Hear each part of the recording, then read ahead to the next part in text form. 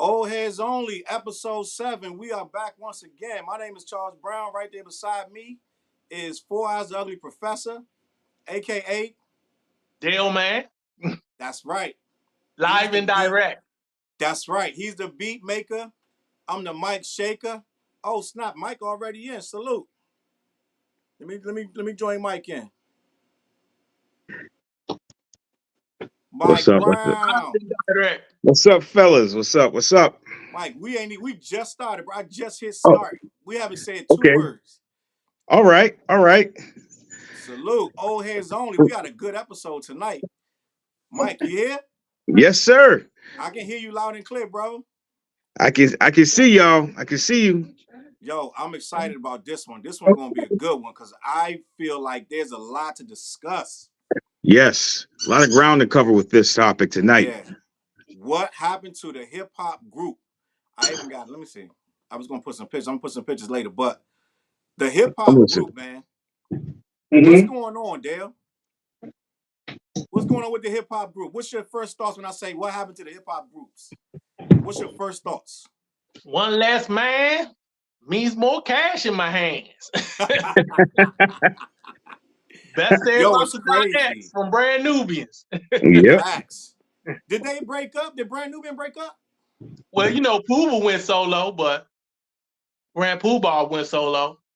Yeah. He started out as a solo act. Came in. They got the group together. Then once as he said, once I got them to a certain space, I felt like it was time for me to do my own thing. Yes, wow. I feel like we got to start at the beginning because it's going to be people that's watching that Mm-hmm. have no idea why we're asking if why what happened to the groups, because at one point when we was coming up it was more groups than solo artists. Yeah, Yeah. it was. It was. Yeah. They Yeah. almost had to Houdini. be in a group. Yeah. You look at Houdini, Run DMC. Mm-hmm. Uh, Prior to that was a Treacherous Three. Facts. You Fat had Uh, Boys. Grandmaster Flash, Furious Flash. 5, Yep. all of that, Sugar Hill Gang. Most of us, I don't say most of us, but a lot of us got introduced to it with Sugar Hill Gang, to Yeah. Yeah. be honest. And then after that was Bambaataa and Soul Sonic Force. Facts. Yeah. Bambaataa, for lack of like a little newer school like Kid and Play, which is weird to say Kid and Play is newer school. But at one Hmm. point, Kid and Play was Young Bucks. They were new school. Yeah. And they ushered in a whole nother era. But Hmm. Curtis Black said the easy answer is money and recognition. And he said that Pooba started with Masters of Ceremony. That's a fact. Before, Yeah. remember Masters of Ceremony before Brand Nubians? Yeah. Brand Yeah. Nubian. They had a But video too. Master Ceremony. Sexy. I yeah, think it was Sexy. They had the single Sexy. yeah, a little reggae vibe. They was mostly doing a lot of reggae too. And them man Boogie Down Productions. Mm. But Yep. let's start at the beginning, bro. I want to discuss because it's so much to this topic, right? Hmm. I'm gonna go to Wikipedia and we'll see what they define. It says hip hop or hip hop known as rap or disco rap is a genre of popular music. And I was talking about I was going to talk about the actual meaning of rap group. A rap group is a group of people who gather to hold a rap session. A hip hop group is different from a hip hop collective, which is a group of Mm. like-minded colleagues or collaborators who don't regularly perform together. I agree with that. Yep. I Yeah. think that it Because says the most Outkast is a group. Dungeon a Family is a collective. collective. Yeah. Collective. Yeah. Yeah. And at one point we had the Ghetto Boys, NWA, and you almost felt like if a guy didn't have a crew or a group, it was kind of weird in a way, to be honest. Kitty over here. Yeah. You know what I'm saying? So it's like if I feel like um back in the day when we used to search for our music, most of those Hmm. albums were bands and groups like Stetsasonic. You know what I'm saying? And Yeah. I want another week I want to talk about the hip hop band. What happened to the hip hop band? But dudes used to seem to get along. Yeah, right? they It did. seemed They like everything off Def Jam outside of LL Cool J was groups. Yeah, mhm. right. You're right. And I think they brought more. I'm not gonna say more, but they brought a lot to the table. With more members, it seemed to be much more a cohesive record because it seemed to be more people voices in it. I don't know. Maybe I'm bugging out because it seemed like when it got more solo artists, it became more focused on just that artist, and I mean, which is natural, right? Right. Well, because you figure you had EPMD, Run DMC, Public Enemy, Eric B. and Rakim, the Beastie Boys. You know, who else? There was a ton. Cause I'm looking them up on Google, Yeah. And I want to and get into a list of the best one. I want to do that before we get out of here, but we're gonna just okay, keep it Were on. the Ghetto Boys like the first group to do solo joints and still stay a group? Because they did solo joints early, yeah, Can I but tell they you my still was a earliest? group. Can I tell you my earliest memory of a group that started doing solo joints or started to have like what I consider internal beefs was that I can remember. Now I know in hindsight, Grandmaster Flash fell out and left that group because he didn't like they were just having issues. The whole group fell apart. But I didn't know that because I was too young to know that Grandmaster Flash fell apart. The people that right, I remember the most falling apart early was Masters of Ceremony with Grand Pooba. I right, remember Pooba leaving that group. I remember that. yes, mm-hmm, And I remember Brand Nubians was born from Masters of Ceremony, being Yeah, not being together no more. right, So, and who else was it? By default, BDP broke up because Scholar Rock got killed. By default. yeah, You know what I'm saying? But most of the groups at that time were staying together forever. And not forever, but for the most part, when the group got together, like EPMD had about 5 albums before they broke up. they had mm-hmm. 4 hours before they broke up. Four? Oh, Okay, Yeah, okay, 4 albums. And when they broke up, that thing hit the world. That thing shocked the world. EPMD yeah, that broke broke up, my heart. That was like man. one of my favorite groups, and that broke my heart. Man, that was that was a crazy. that was a say it ain't so kind of moment. Yeah, and they was on a Facts. roll. They was putting people on DOS Effects, That- Redman, Man, K they Solo, solo, yeah, and you know they Keith were rolling out Murray. them. They was putting people on, and they was blowing up. Yeah, and Facts. yo, and they were, you know, the thing is, it was like they were rolling out those gold albums, Yeah, Yeah. you know, and for back then for hip hop, if you were you were an artist that was putting out those gold albums, you figured they were gonna stay together. Mm-hmm. yeah, What you started to see though was the turmoil was like becoming like, let's see, we had EPMD had their turmoil, Right. NWA had their turmoil, right? Yep. Publicly, it was like everyone could see it, and nobody ever stops once the turmoil. They end up going solo. So we start seeing people going solo. You know what I'm saying? Yep. I'm trying to look at the list and remember, like, I but remember Eric the B and Rakim the Yep. root of those problems separated. is always money. It seems like because I just saw a Eric Sermon interview today. Torre was interviewing him, and he said the reason that it all started was he felt he wasn't getting his proper due as far as the money goes. He felt Parrish was getting more money than he was, even though it was supposed to be a 50-50 split. Right. Paris was getting more Then, money than him. then that led on to Parrish getting robbed and Parrish thinking that he set him up to get robbed. Mm-hmm. Yeah, Uh, so and but he then did. Ice Cube left because of money. But he did. He did set him up, Dale. He said he did, but you He know. did. He did. Yeah. Because if you go back and watch Beef, and they both explained it, and if you pay attention to Eric's sermon explaining what really happened, he wasn't saying that he didn't do it. He was telling you why, if he did do it, why he did it. In Because he other words, thought, yeah, he he admitted it. thought that he was getting more money on him, and he sent somebody over there. And Paris said the dude he sent, he knew that was Eric's man. Yep. That's wild, bro.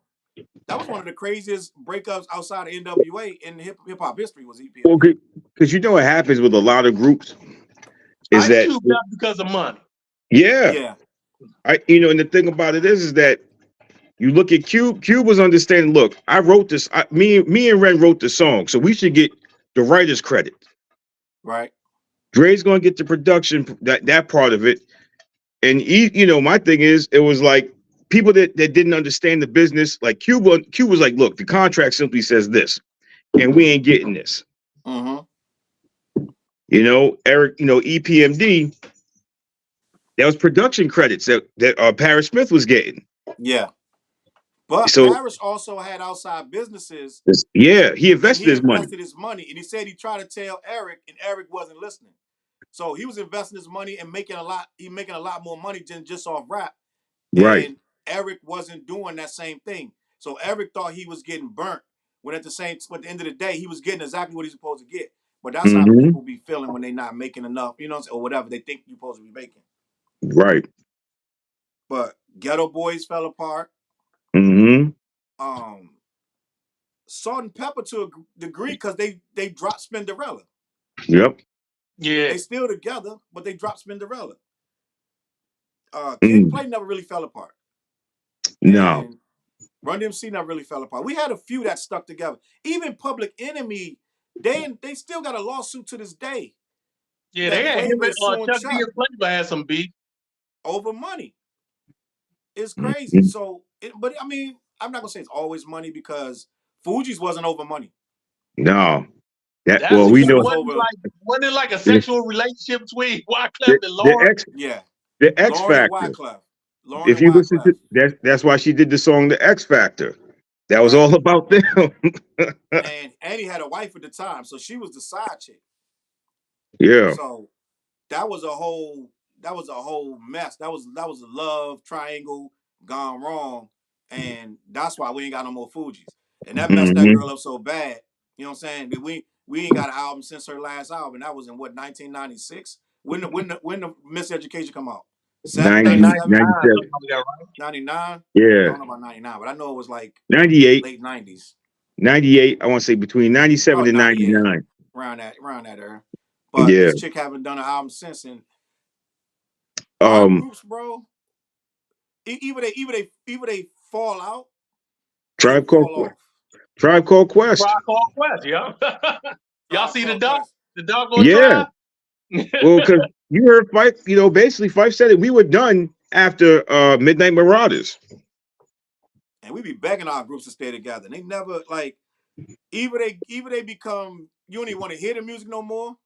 You know what I'm saying? Like either you don't even care no more, or they fall apart and they try to do some solo stuff. Like who has broken up and was successful after they broke up? What you mean? Never came back together? Yeah. Ice Cube? Yeah, Ice Cube. Yeah. Scarface? Yep. Well, Scarface still stayed in Ghetto Boys. It was just like a different dude. Like they replaced Willie D with Big Mike. Which nobody liked that. No, I love that album. Did you? With Big Mike? Yeah. You like Big Mike replacing To Deaf Doers, I think the name of the album. That was a good album. You different. I don't really remember that. Willie D came back. Willie D came back to Ghetto Boys. They had a run. Ghetto Boys continued on to the 2000s. Yeah, I couldn't rock with much of that Ghetto Boy stuff when he left. Yeah. I really couldn't, bro. No, Big Mike was nice, Joe. I thought he was better than Willie D. He probably was. Willie D wasn't a strong rapper, but he was a character that his character made him special. But so Big Mike only did one album with the Ghetto Boys. Two blind, crippled, and crazy senior citizens. Like, you know what I mean? Like, Willie D, bro. I'll slap your lips off. And what we didn't know, Willie D had beef with Bushwick. Yeah, I didn't know that. He still got beef with him. No, he do. When Bushwick Bill died, Willie D did not attend the funeral. Nope. And he did not send his condolences. He was like, yo, I'm not gonna pretend that we was good. We wasn't. I didn't speak to that dude for over 10 years or so. They would do a show together and they wouldn't even speak because they didn't like each other. That's crazy. And they were like, why do you not like? He said he do too much, he get too drunk, and he want to fight, and we done had too many altercations, and I can't be around him no more. Well, Bushwick Bill used to do some crazy shit. Yeah, he did. I mean, did the shooter die? Yep. Well, I think his girl shot him in the eye because he was getting out of control. Yeah, he was Girl drunk. did it? Yeah, I believe his girl did it, but she was at the hospital with him. Yeah. I think that there are very few groups I want to say that stayed together over 10 years. Like, I got one. I got one. And they're still together. Souls of Mischief. Souls of Mischief. Matter of fact, they still together. Yeah. Still together. Yeah. I think we can get 10 if we try. Smith and Wesson still together. The Bush Babies, the Jungle Brothers. Yeah. The Alpha. How many of them? You know, even though Dave passed, De La Soul still together. De La, Wu-Tang. Wu-Tang. Yeah. The Bush Babies, the Roots. Camp Low. Yeah, Camp Low, yeah. Channel Live. Yep. Are they still doing stuff? Channel Live and the Bush Babies? The Bush Babies are. I don't think Channel Live is. EPMD, yep. Now a lot of these people broke up though and came back. Like you see Slick Rick and Dougie Fresh rocking on stage now when they wasn't rocking for years. Right. So a lot of these people we're naming, they had a little hiatus where they broke up, came back. You know what I'm saying? Mobb Deep did the same thing. They broke up, came back. Yeah. Yep. Run DMC never really broke up. Nope. But Outkast really defunct. Yeah. Goody Mob. Mob. Getting the Outkast album. Nope. You think shit? Actually, look at the Beat Nuts. They broke up. Yeah, Tariq left. I think Tariq left. Was it Tariq? Tariq left. Yeah, Tariq. You're right. Then he came back into the fold, but he did. I was following him on Instagram the early part of last year. Actually, 2022 going into 23. I started following him because he's still making beats and stuff, and it's like, damn. I'm gonna give you one of my favorites that until he died, I feel like Beastie Boys was making good music. Yeah. Good music. I feel like they were advancing the game, and they were always edgy with their stuff. And they didn't take themselves too serious. No. But we can name some groups that, and I want to talk about this. I've read somewhere online that a group has to be 3 or more. Okay. What do y'all feel about that? Do you think a group has to be 3 or more to be called a rap group? Well, I guess you could say somebody like Smith and Wesson is a duo. Yeah, I've had this conversation before. Some people were like, you really got to say it's a duo if it's just 2. Yeah, like I say Camp Low is a duo. Yeah, and OGC would be a group because there's 3. Yeah. Now, are we counting producers and DJs? Because that's part of the group. Because you got Gangstar. Gangstar. If we want to count the producer and the DJ as we're supposed to, because EPMD has Scratch. You know what I'm saying? And even Steady B had 2 DJs. So you know what I'm saying? So it's like, well, 3 times Dope had 2 DJs. Yeah. So the Roots. The Roots.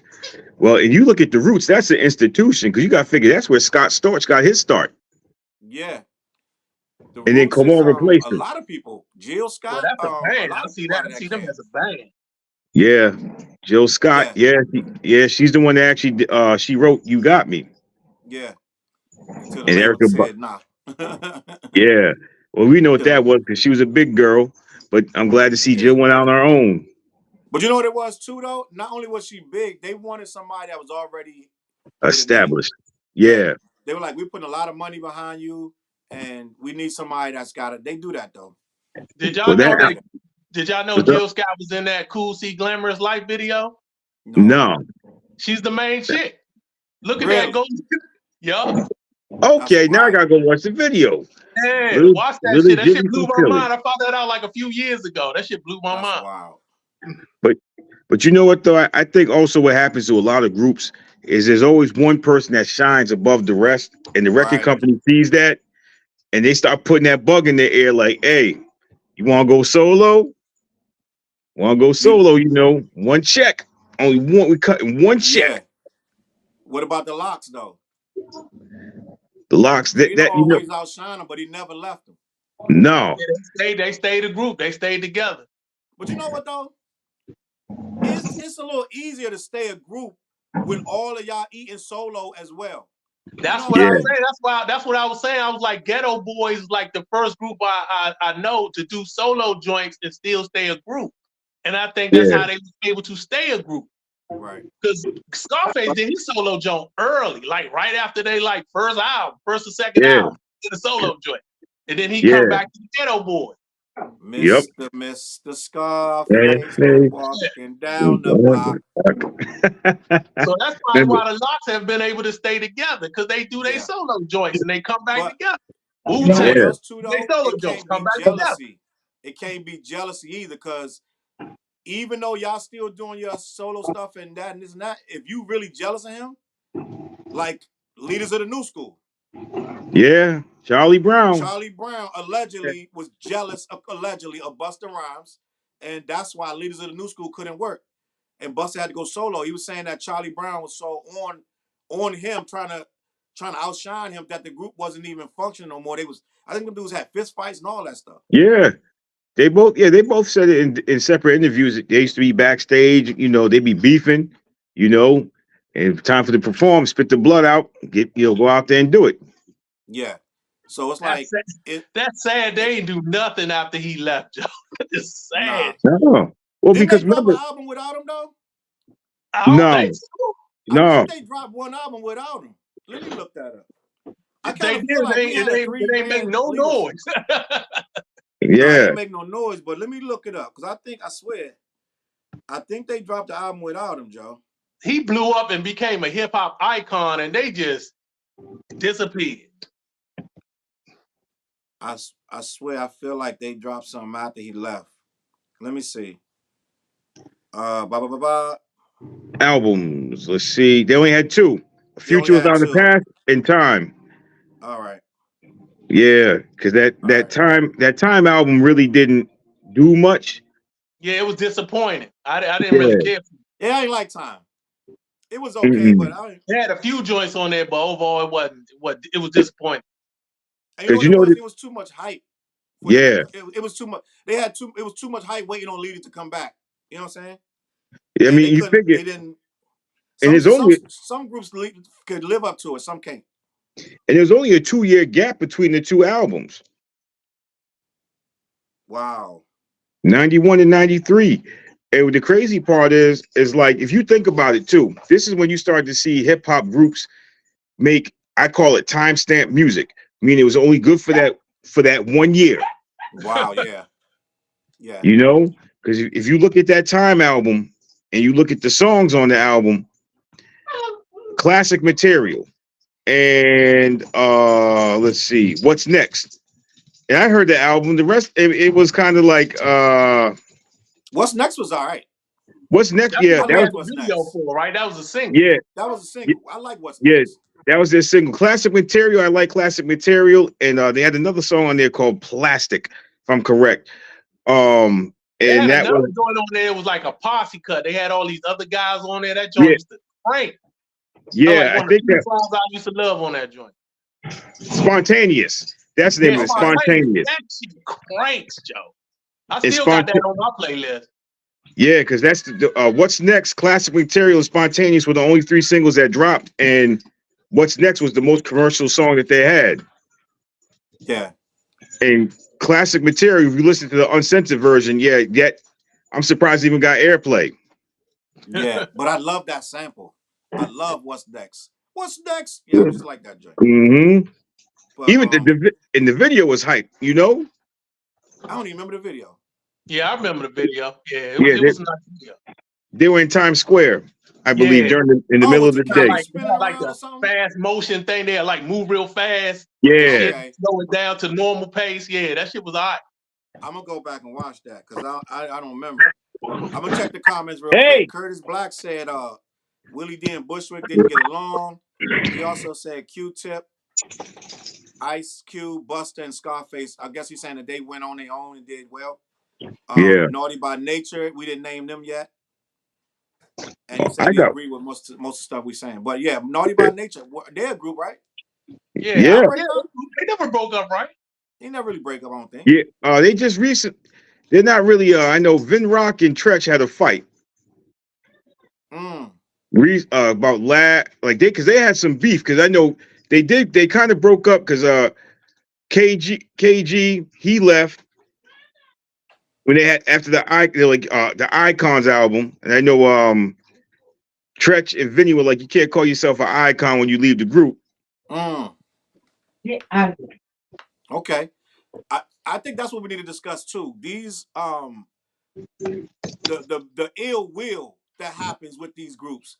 Why that always happens. And it ain't always money. Like I know we say it's money, and a lot of times it is, but Mm-hmm. sometimes it just be interpersonal stuff that you just can't escape for some reason. Like Tribe stuff wasn't money. Tribe and Q-Tip and Fife, Mm-hmm. it had money undertones because Fife was always in need, and Q-Tip would do stuff so he could help him get money.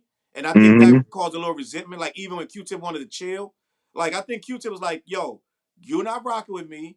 We're supposed to be broken up, but you're hitting me up to do shows because you need money for your medical expenses." You know what I'm saying? So Mm-hmm. then when I do the show, you still acting like you don't rock with me. So I think they kind of still had the issues, and they grew up together since they was like in elementary, not even preschool. They met in like preschool or something. But they always had this big brother, little brother push and pull, and sometimes that be what happens. You know what I'm saying? Because Yeah, also Fife technically was the youngest in the group. Yeah. I think You And know? pride you could gets in the tell way a lot of times too. Yeah. the what? Pride, Right. like one person getting more love than the other, or one person is looked upon as the weak link, and Yeah. they don't like that shit. So they kind of like it festers through the whole group or through the duo. And for years, Fife was looked at as the weak link, and Q-Tip was getting a lot of love. You got to think Q-Tip did a movie with Janet Jackson. You know what I'm saying? He was Yeah. Janet Jackson love interest. Then when he got killed in the movie, he became a freaking martyr. Like he was a martyr in the hood. Like damn, they Yeah. smoked him in the beginning of the movie. Like Tip became beloved. All the chicks loved Tip. I'm sure when they went out, who they were screaming for? Tip. Tip. Yeah. Because Tip had the voice. He had that crazy voice. He just had it was like as an MC, he had that package. He encompassed what the group kind of was to a certain Yeah, degree. I he was saw this charming. recent interview with De La Soul. They was getting interviewed on Apple Radio or something. It was real recent, like 2 days ago. And they said Okay. they knew Q-Tip was a sex symbol before even their first album came out because they did a show and all the girls were screaming for him. And they was like, that's our sex symbol. They was talking about like out of their native tongue. They were Yeah. saying Yeah, that's our sex symbol. So that but they was like probably didn't real mean it. They early. meant it like tongue in cheek, probably. Like they knew it, but they didn't want to really play it into it like that. Yeah. See, and what the thing is that's dope about that too is that as we're talking about Tribe, you look at they came out and their first album dropped in '90, Mm-hmm. and around that time, there's a group from LA, Freestyle Fellowship, to whom it may concern, Yeah. Yep. and that's a group that they technically didn't break up. They just weren't able to go on tour because of one member ended up getting in some shit. Self Jupiter. Mm. Oh, And they okay. couldn't tour. Yeah, they could. Yeah, the label was like, no. Wow. And because remember, that's at that time, I think it had to be around 95 and 96. AC alone, he had, he went solo from the group. Micah Nine was already doing his thing. I Yep. forgot the other gentleman's name in the group. Mm-hmm. He's What was the actually one name of of the. AC Alone's first album? It's kind of on the tip of my tongue. Something about balls or something about bouncing. I don't know. I like a few of his songs. I like a few of his solo songs, AC alone. Yeah. Oh my God. Damn it. Because I know he had a song called Mic Check. And the way it opened up, they had this thing called Cali Stylix. Uh-huh. And that if you listen to the song how it begins, it's sick. 1, 2, 3, 4. Reach for the mic. 2, 3, 4. I And gotta yo, go he back. start. Yeah, I gotta that's go a back and hear that. yeah. Because that's one Speaking of of, the big. My bad. Go on, go man. My ahead. bad. No. I was going while you looking for that. Speaking of West Coast, Far Side broke up. Fat Lip left. Yeah, They broke up early after 2 albums. They broke I up yeah. remember after he was on the 2 or 3 radio albums. talking They about he broke broke up. up. Right. I remember that. And I still don't. I kind of remember him explaining it on the radio, and it was something. It was an internal. It wasn't money. It was internal. He felt like he wasn't getting his due, or I think that I don't know what it was, but a lot of time when people start saying one person's better than the rest of them, that starts to Yeah, seep in the group like that. And I think that's what happened with Fat Lip because I think he was the most direct hip hop of all of them. Like you know what I'm saying? The other ones had different styles. One guy was doing a lot more singing. The other guy was doing yeah. more harmonizing. Fat Lip was Slim, doing straight up It's bars. Slim, And Slim Kid Trey. Slim He was Kid Slim like the Kid Trey. first Trey. one. He was like the first one I remember that could rap and sing on a I, on a quality level. I found it, guys. What's the name of it? That's AC Alone's mic check. All right, don't play it because they'll copyright me. Oh, my bad. Yeah. Yeah, I Well, we forgot can't about even. that. Yeah, it ain't even that clear though. You can't even really tell. But Yeah. you know what else we got to discuss with these groups? That's very important. Yes. Some of them are thrown together, don't know each other. Right. Some of these Who's groups were Snickers? manufactured, and they just get like on some New Kids on the Block. They push them together, and now they're a group. I just Yeah. had one for you. Let me see. It was some like some of these guys wasn't even artists. Crisscross. Cr- Crisscross was not artists. They weren't even rapping. Jermaine Yeah, he Dupri found him in saw the them in the mall. mall. Yeah, He saw Jermaine them in the Dupri mall and broke said, him in y'all the look like mall. rappers. hmm He said, y'all look like rappers. I'm going to make you a rap group. They didn't even know how to write raps or rap. Yeah, that's crazy. That is crazy. Kid and Play wasn't rappers. Nope. They was working at J.C. Penney. Herbie Lovebug made them start rapping. They wasn't rappers. And you know what's funny too, man? Look at Fushnikins. Fushnik, can we rock? What's up, What Doc? up, Can we Doc? rock? And that was a group that Chip Fu was out there killing it because his older brother was always on the hip hop scene, and Chip Fu said that was his inspiration, his older brother and his friends. I think the other brother was Pac Fu, Chip Fu, and Mok Fu, and I forgot I know the light skinned brother. He was just kind of like a friend of a friend, and kind of just came along, so they kind of just got together, and you saw, and that didn't end well because Chip You Fu know, ended up beating up the light skinned brother.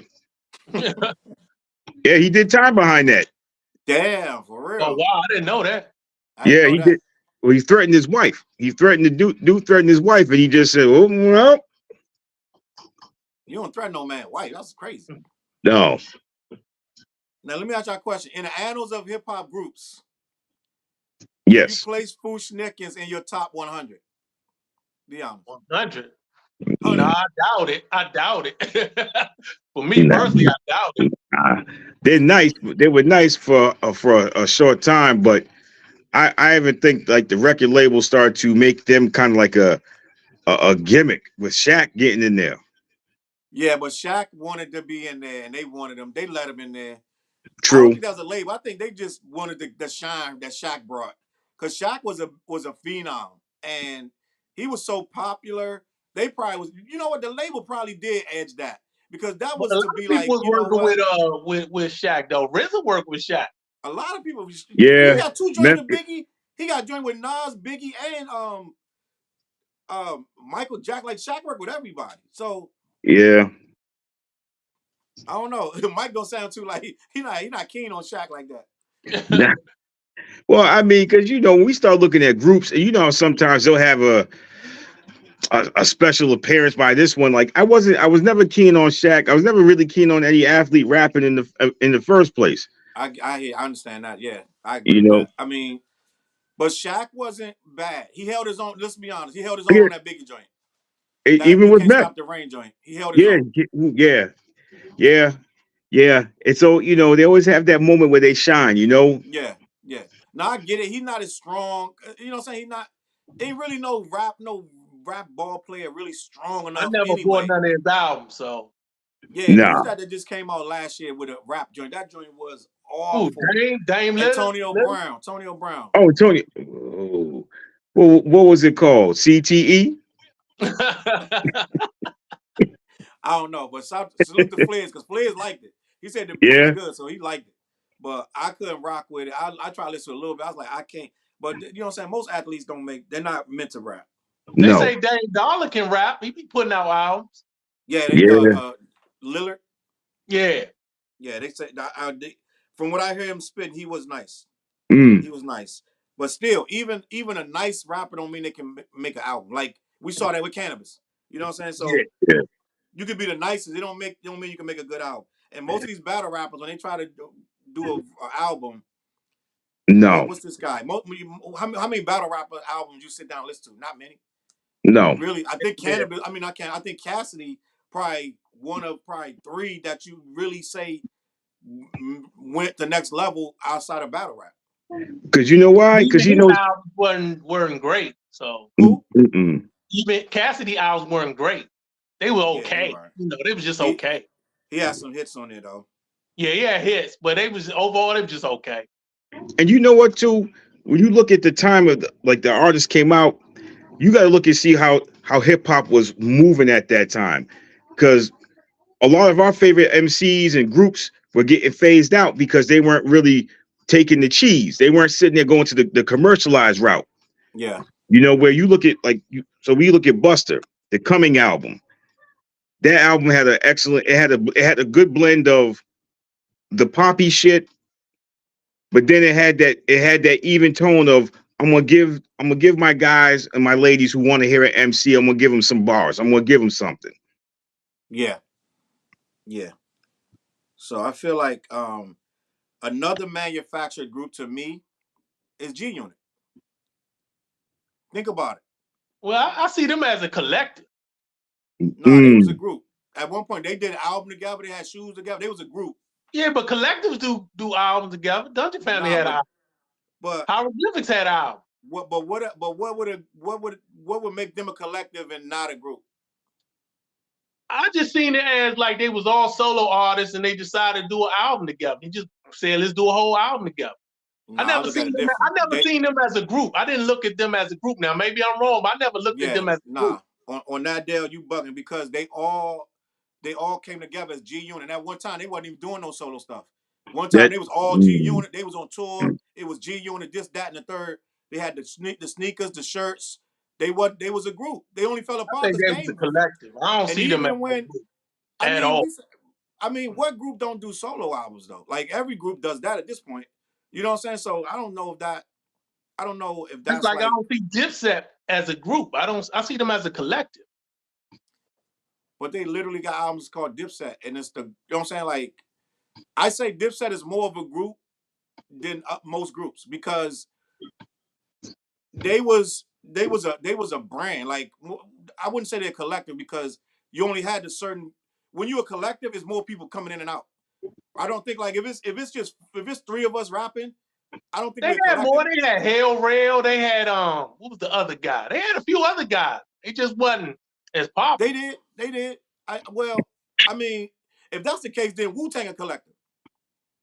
Yeah. Why we say Wu Tang is a group and they're a collective? If that's Well, the case, everybody yeah. You collective. right. You right. You Like, right. You right. you know You what I'm right. saying? You Like, right. You if right. that's the case, You right. everybody You right. collective. I just never looked at G Unit as a group. I never. I don't know. But you right. You right. I know what you mean because they kind of was already doing their own thing, and then he put them together. Yeah. What's your boy from Houston? Young Buck. Yeah. I feel like they was thrown together. 50 and Lloyd was cool. Yep. Tony Yayo was not even a rapper like that. And Young Buck is from nowhere. And then they added the game. So it's like he was trying to tap every corner of the market, and it kind of backfired, Yeah. honestly. And Good they I business told think model. Game that before they even put out their album. I think you're right. But he had already did all them tracks with 50, and you know what I'm saying, blew up from that. Yeah. Good business model. Good business model, but just the chemistry. Yeah. Bone Thugs. Yeah, that Mm. group. Bone Thugs was always in the middle of some internal drama. Like as far I'm talking 20 years ago. The Yeah, Busy was busy. I in I'm think they out. always had. I think busy bone always was the one that was always having problems because I think he drank a Always. lot and shit like that. He Hmm. was always having issues. It would always Not be showing up for four. shows and shit like that. I Yeah, think he was like the problem. then two of Arguing. them is together, two of them not together. Then they got all these add-on bones that they making, and you know what I'm saying? Like I can't name the other bone groups, but they started having was it Flesh and Bone, all these different Yeah. spin-off groups, and it Yeah. became like it kind of hurt their legacy low key, but they still got their fans though. But Oh yeah. Bone is cousins though, I believe, right? Ain't they all cousins? I think a I'm few of not. them. I don't know if all of them. Okay. I'm not sure. Yeah, I think I watched a bunch of Bone interviews. I think they related some kind of way. Some of them anyway. But Sugar Hill Gang wasn't a group. They was thrown together. Hmm. Yeah, that's Wasn't even true. rapping. So that's when the label gets involved and they just like we want to capitalize off this hip hop thing. Let's put some Yeah. people together and make them into rappers. That's when you really get these. But Sugar Hill Gang right now to this day, the ones that's alive is still touring, Yeah. which is crazy. But what I'm starting to learn is rappers, especially older rappers, will fall out, and then Hmm. 10 years down the line, they'll realize, yo, we could just do these shows and get this bag. We don't gotta really be the We ain't gotta coolest be of friends. friends. A lot of that stuff is old news. I saw something the other day. I was watching somebody's unsung, Was it and these DOS dudes had a effects? bad fallout, huh? Was it DOS effects? I watched DOS Effects unsung, but it was Yeah. somebody older than DOS Effects. Had a Mm. bad fallout, and then they ended up touring together again and everything. They was like, all right, we gonna get this money. I've seen if you watch almost all of those unsungs, all of those groups get back together. Yeah. All of them. They break up for the money, get back together for the money. Yep. That's pretty Yeah. much It's what wild. it is. Because you know what? It's like you look. You just. In fact, Troop was a group like that. You know. I watched the Troop unsung. Yeah. That was over money. They had a wild little. Their whole thing was wild. The Clips. The Is the clip. Clips a group? Yeah, that group. Sure, yeah. Well, they broke up because your man left. Yeah, he went the religious route. Hmm. Boogie Down Productions, bro. I forgot how many people. I was watching KRS One's brother, Kenny Kenny Parker. Parker. Kenny Parker. You watch any of his videos? Yeah, Yeah, I I've be watching. seen a Yeah. few. I be watching his videos, and he started naming people that I forgot about was in BDP. He said Willie, ICU, Yep. all these different names of brothers that used to be in. Because at one time I was heavy on BDP, and I used to know everybody. You had what's the female? Not Miss Melody, but it was another chick singing in there. Was it Harmony or something like that? Yeah, you Let's could be see. right. Yeah, So yeah, what I would think you're they right. learn? They Yep. had a whole. They had about D 10, Nice was 12 in Boogie members. Down Productions. D Yep. Nice, Just Ice. They had Keith. a mob, bro. They had Lee. about 3 or 4 producers. His brother was making beats, and some Yep. other people was making beats. And the DJ, D Nice was the DJ, but they had D somebody Nice. else too. Yeah. D Square. D Lee Smith. Square. Levi 167. Miss Melody. Cool For DJ. Red Alert. Heather B. Heather B was with them. That's how we Sydney. first started rocking with her. That's Yeah. six. Sydney Mills. So they got a whole bunch of. They had a. That was a conglomerate. That was a conglomerate. Them dudes, yo, and they rode everywhere. I was listening to him talk about when they rode up on the dude from PM Dawn, how that Hmm. escalated. They went in that joint 60 deep for PM Yeah. Dawn. Like, it's Yeah. funny now. You look, he threw him off the stage. It kind of was like he went down in history for that, but Kind of it's like kind of bully. was like a little over the top. Yep. Bullying for real, if you think about it. He threw this dude. This dude gotta be that dude probably weighed 300 pounds. And he Yeah. pushed him off the stage onto the floor. And you know nobody caught him, so he hit the floor, bro. Bam. He went Chris, bam. what's his name? What was the name of PM Dawn? You I know, forgot his name. The lead dude. I forgot his yeah, name. Because it was I'm not two even of gonna, them. yeah, I'm not even gonna pretend. I used to know wasn't his name. I I used to know his wasn't name. feeling him. If I wasn't feeling it, I just didn't, I didn't I get like into that it. one song they had, the singing I joint. like that one song. Mike was like, I ain't rocking with it. Set But adrift on memory bliss. yeah, Yeah, I like it's Set Adrift. my, I what ain't is even it? gonna front. My turn. Who was the It joint? was what it was, Mike. It was a different era, Mike. Oh, it But was. It was. Shit. I mean, I don't know, man. Damn. See, there's so many groups back then from like the late 80s into the 90s. There was a whole bunch of groups that came out that just you was like, man, they look like they're gonna stay around, and then nope. Curtis said his name was Prince B. Prince B, Okay. okay. Prince B. That's who it was. Salute to Curtis in the building. He said Criss Cross was at least friends and Illegal was thrown together. Was they doing Jamal? Yeah, they were. Yeah, they Yeah, were. Really? Malik and Jamal. Yeah. yeah. Malik And and Malik, Jamal. no. And remember, Malik became what, Little Hershey Loke or some shit like that afterwards. He But think, before that, he was Malik B. Then he turned into something else, and then it was He that. was on dog. He was on first new album. yeah, Pump Pump. Pump Up. He got his Oh, man on that joint too. Wow, he I killed, forgot he about that. bodied that. He That joint. bodied that. Because Yeah. because Snoop sounded like he was just sleeping through the whole song, and then Malik comes on there. It was like, oh, and out of that album. I'm not even going. That's the song that I like the most. You can That keep the man, he rest. gold. That Out of joint. Pump was it? Pump Pump, yo, the way it Are we comes talking on about that Doggy pump Style? pump pump pump pump pump. And what made me like it even more was when they played it in Above the Rim in the beginning of the movie when the homeboy was working out. I was Yeah. like, yeah, I said, now I really have I like the song even more so because I had to go back, borrow the album from a friend, and I was like, yo, that's it for me right there. Pump Pump. It's something about the song, man. It's like, No, it's hard. especially if you play, It's if you hard. play sports or whatever, you just wanted to get into it, you put that on, and it took you to a whole different place. Okay. All right, it is what it is. That joint was nasty. But you know That's a what? good song. Yeah. Jamal fades them all. Oh, Oh yeah, yeah. that was the joint too. That's when he was with Yeah. the Death Squad, right? He's with the Death Yep. Squad and shit. Yeah. Yeah. We need to do an episode about kid rappers like Chi Ali, The youngsters. the youngster. We need to do a Youngsters. whole episode. We need to do a whole episode. Yo, let me tell you, Raheem. Chia. I know we talk about groups, but Chia Lee, the Funky Lemonade remix produced by the Beat Nuts, Yeah. that goes hard. Yeah, that joint was tight. Crazy. I had that joint. Man, Once life was again, good around that time, bro. yo, and the youngsters, Pastor Mike. Once again, I revealed the skills mighty strong when I grasped with the mass appeal. We all know who took that and sampled it Mm-hmm. and turned Yeah. that into a hit. I used to love Classic. Cruise Pop. Cruise Pop was the shit. Yeah. Cruise Pop is the hip hop. Yo, and Wild Child. Yeah, oh man, that was a good era. And a lot of that came out when it was warm outside, so it was like crazy.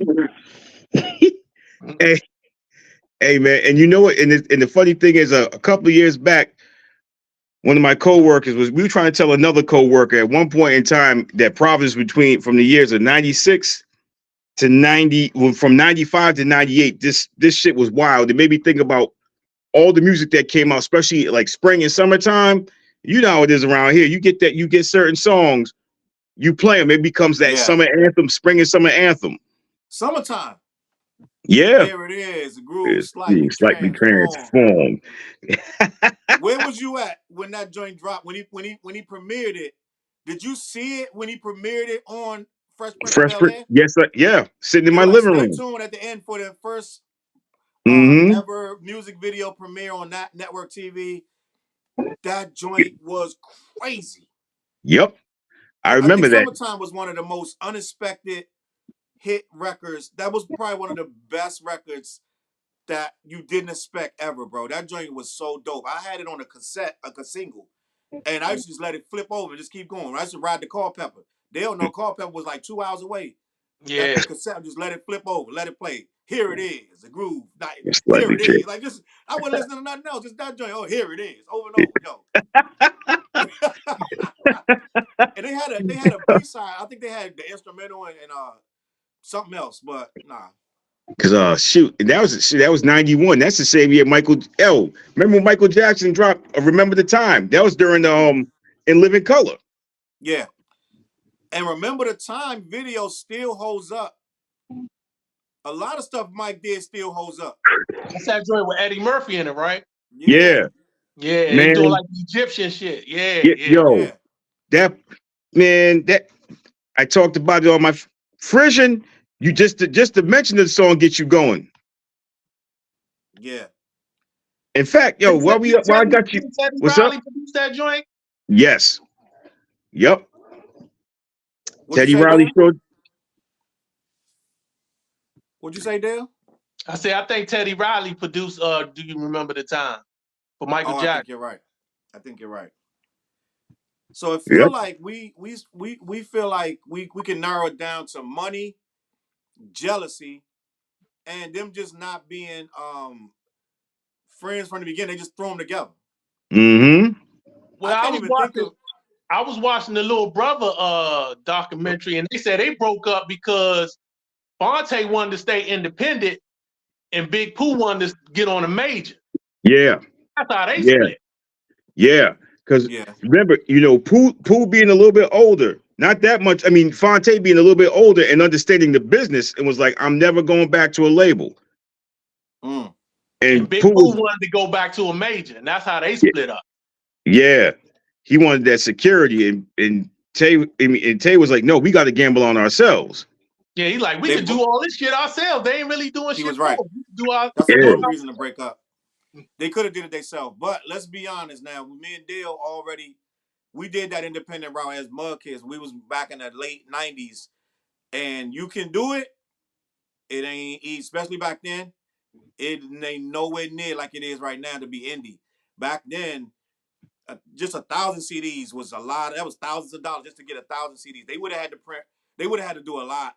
They would have had to get They would have had to get financial backing, and being independent was not easy, especially for a group that was national already off of a major. They could have. Don't get me wrong. They could have did it. They could have got a distributor and yada yada yada, and somebody Mm-hmm. would have somebody would have worked with them, but it would not have been as easy to do it. And that's why to this day people still run the majors.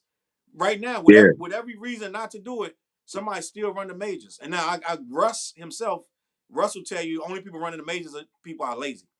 Only rappers that's running the majors are the lazy rappers because you don't need a major right now. But Yeah. it's difficult. But I would say go indie if it's me. But that's a dumb reason to break up. It had to be more than that. It had to be No, more. that's what it was. Because even Pooh was like, yeah, he said, if I had a better understanding of why, we wouldn't have had that break in between. Because Mm. their breakup was hard to the point where Pooh had some health issues, and Tay was like, I ain't calling him. Wow. Yeah, yeah, that was crazy. Yeah. That's wild. And then, but you know what? Like he said, it was a 5-hour phone call. They hashed that shit out, and the reason, and I say honestly, I think they're better off without Ninth Wonder. You Yeah, they think don't so? get along with Knife One, especially Pooh. No, Big Pooh don't fuck with him, Joe. nope. That to me is like one of those like a small question mark as a what if they had stayed together, because once Ninth got that call from Jay, oh, and they were like, okay, well then you go there, we're gonna do our thing here, and like Pooh said, we didn't ask you out here, the label did. Mm. We don't want you. Basically, we don't want you here. That's wild. And it's crazy because before all that, everything is gravy. Then Yeah, you get plugged in, and now it's like whatever. But I mean, it's self-preservation. I guess he looked at it like, yo, this is Jay, bro. I'm gonna go plug in over here. And if you're a producer, I guess your whole thing is more ears. You know Yeah, what but I'm saying? but you know what too, and without Little Brother, we Yeah. wouldn't have we right now. You think about it, they came out in '02, Mm-hmm. and let's be honest, '02 and hip hop in '02 was kind of trashy. It It was was kind bu- of it was crazy. it was bubble. It was basically gangsters dressed up in tank tops doing pop songs. but the Fitted South had hats, taken over by that time. The South had really taken over by that finger time. popping, big Yeah, jerseys, big, you know what I'm saying, pants and Air Force Ones. They You were know, making anthems about street clothes and you know what I'm Yeah, saying, you had just like like Crunk, trying to. you had They was little John was like real hot, getting hot around yeah, like around hats that were on time. backwards. They was just it yeah, was a caricature of hip and hop. and They were and all, being driven by the industry of all what that hip hop snapping. was. They Yeah, weren't making hip hop. They were doing what the industry said hip hop was supposed to be. and that, you know what, too, that's also one of the things that led to the death of the hip hop groups, was the fact that it was, you had the guy who's over the top. Then on top of that, you could tell a lot of those guys really weren't into the dancing shit. Some of them just really wanted to actually get on the mic and rap. Yeah. The industry politics, because a lot of them were just like, nah, I know what you're up to. Nah, you're taking the ability to create away from us. We can't write the songs we really want to write, Mm-hmm. you know. Yeah. And in certain groups or duos was up in the ante. Outkast just kept up, like they upped the ante. If By you want to talk '02 about, though, Cass was kind of winding down a little bit, Yeah, yeah, they they were. were, but they had already upped it. They had already upped it. yeah. But at So that time, Nelly just said something real. He went viral for what he said. He He said said that at was the the time hardest era. he said that was the hardest era. It was DMX, Jay Z, Eminem, Nelly, Luda. He said at that time to try to sell records, you had to be insane. Your music had to be crazy, and he's right at that time. But that was one of the most commercial times. What year did So Blueprint came out in 01, 2001, right? Am I bugging? yep, Yeah. yeah. But Country Grammar then, came out '02. huh? Country Grammar came out in '02. Right. Around that era of, like you just said, '02, '03, I want to say that was some of the most commercial formulaic rap. Because let's be honest, Nelly doesn't survive in any era before that. No, He's not all the country grammar, Air Force Ones, apple bottom jeans, all this stuff. None of that would have flew before '03, '02, '01. It would not have worked. You know what I'm Nah, it saying? wasn't. It nope. wouldn't have worked. The It, labels got a hold of it. The radio was like, it gotta pop. We're not gonna play it if it don't pop. It gotta be yep. hot. It became, we gotta make hot records that's catchy, It easily was all about the digestible. clubs. It was all about the clubs at Yeah. It that was all about the clubs. And I'll say this too: what killed a lot of the good hip hop groups was when mainstream radio took over. Uh-huh. It was also the death of the independent radio stations. So Mm-hmm. they weren't able to get that airplay. And let's be And honest, let's acknowledge that mainstream radio stuff was that one conglomerate was buying up all the stations. yep. I believe her name is Radio One, if I'm not mistaken, Mm-hmm. swallowed up all of the small stations and became a conglomerate where you couldn't tell what city you were in because they were going to play the same thing all across the East Coast, all across the West. So it became Mm-hmm. they're syndicating shows like you could just like, for instance, the Breakfast Club is syndicated in probably 50, 80, 100 markets. That means Yeah. that market at that time has no voice. That's somebody, I mean, I'm not taking nothing. Breakfast Club is a great show. But what I'm saying Hey. is that market has no voice at that 4 hours that they're on because the Breakfast Club is out of New York. And now, whatever cities they're in, that local talent is squashed. So that's what happened with the music, too. You could go, I used to Yeah. ride through New York, dog. Listen, riding through New York used to be the most that was the highlight of my like my life at that time because I would go back up to Rhode Island. I would drive down to DC, and when we got close enough to New York to hear them stations, all right, pipe down in here. We putting on New York radio because you was going to hear Yeah. everything. It was Hey. all New York flavor. You wasn't going to hear stuff that you heard everywhere else. I like when Big L died. I heard it on the radio. It was like, yo, breaking news. Big L was shot tonight. Da da da. I was going Yeah. through that city that night. They were like, Big L has been shot and killed. We just got word. Like, so it was like you got local stuff right there, and they were playing his music. Like it was like I used to listen to Stretch and Bobbito going through there. So it was like Mm-hmm. New York was what you. It felt like New York. The last 7 years going through New York, your ass could be in South Carolina. You could be down. You could be in Atlanta. It sounds like everywhere else. You can't. Yeah. It sounds like everywhere else. Yeah. Every city sounds just like every other city. So it's like that's what happened to the smaller or better or underground hip hop, however you want to say it. Mm-hmm. I remember a Yeah. time when on the radio, J. Rue the Damager would come on right after Method Man, and then Gangstar would come right on. You know what I'm saying? And Pete Rock would come right. Like it was like stuff they call it old school boom bap right now. That was mainstream. That was Hip. on the radio. That was the hot. Yeah. That was the I Yo, hot. remember Like if you was in the club, huh?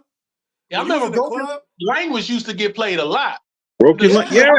If think about Group Home Sprite. got burned. Group Home got major burn on the radio.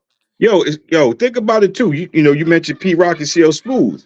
They were on the National Sprite campaign. Facts. Yeah. Think about that. You know, there was a time like in the '90s, I was bounced up and down. Going from here to New York for various reasons. As you said, man, the closer you got amped because you're gonna hear some exclusive shit too. Yes.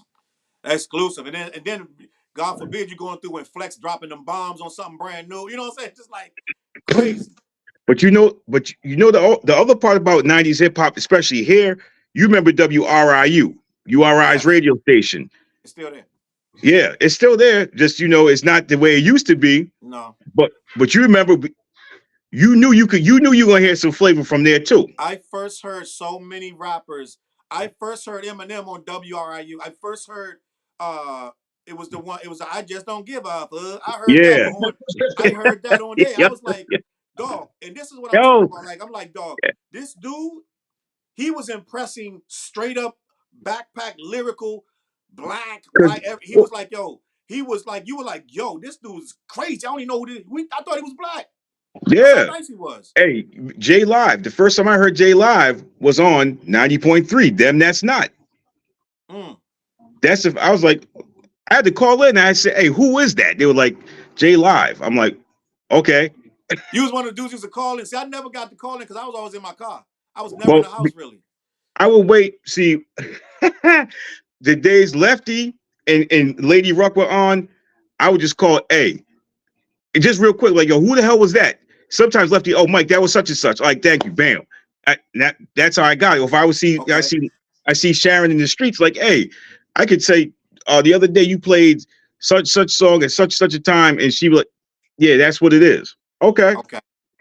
Let me do a quick comment check. Yes. My man Curtis said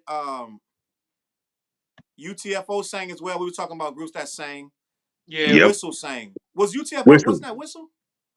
Didn't UTFO turn to Whistle, or are they two different groups? No, two different groups. Okay. I had both of those albums. Y'all thinking back some of the stuff I used to listen to, I'm like, boy, you was wilding. But anyway. So salute the lad in the building. UTFO had a song called Masturbating. It wasn't the title because they couldn't title that, but that's what they were singing in the song. That's wild. I think it was on their second album. Bump UTFO. In fact, they say, get seriously, we're only bugging. That's Whistle, I think. Yep. Early days of hip hop videos too. Was that Whistle? Yeah. I thought that was UTFO. Nah. Well, Leader of the Pack was UTFO. All right. Remember UTFO Leader of the Pack? I look back now, I'm like, bro, hip hop had to change because some of that stuff I was listening to was really, really crazy. I used to love some Mantronics though. But let me finish. So let me see. My man Lad said that said that damn, I lost. Okay, that Malik B was from South Carolina and Jamal was from Philly. Okay. And he said that Tretch wrote Cruise Pop for the youngsters. Yeah. And then he said I believe KD did the beat. Okay, so they was up under their wing then. Well, they had different producers come in. They was from Philly. Okay. Because I know Pete, I think Pete Rock did Wild Child. Shit. I forgot who did Pass the Mic. But they work with a lot of different people. Okay. And we know Tretch still wants that money for that jump shit. Oh, and Chop said, I just found out Boss passed away. Yeah. Yeah, Dale told me that before we went live. Boss, R.I.P. to Boss.